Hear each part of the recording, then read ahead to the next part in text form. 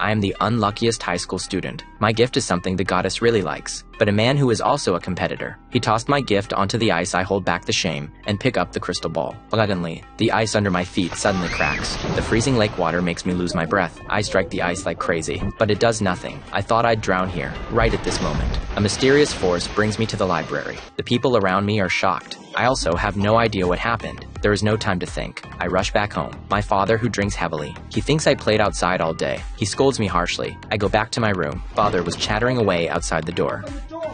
And at the moment, he forces the door open. I went back to that library again. From that moment on, I realized I had gained a superpower. The next day, I tried to practice this ability.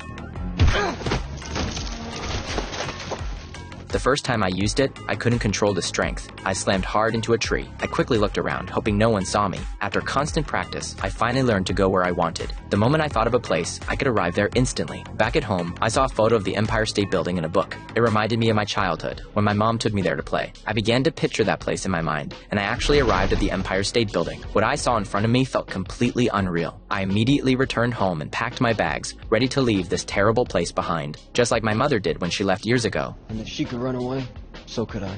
Before leaving, I said a final goodbye to the girl I admired. I wanted to tell her everything, but I knew she wouldn't believe in superpowers. I distanced myself from my hometown and headed to New York. There, I rented a tiny 10-square-meter room. The rent drained all my savings. The next day, I stood in front of a bank. At first, I hesitated, but to survive, I stepped forward anyway. I asked the guard where the restroom was. Seeing I was just a kid, he lowered his guard. He led me inside the bank to the restroom. I used that short time to memorize the layout of the vault. Back home, I prepared the equipment I needed. I recalled the bank in my mind and went straight to the vault.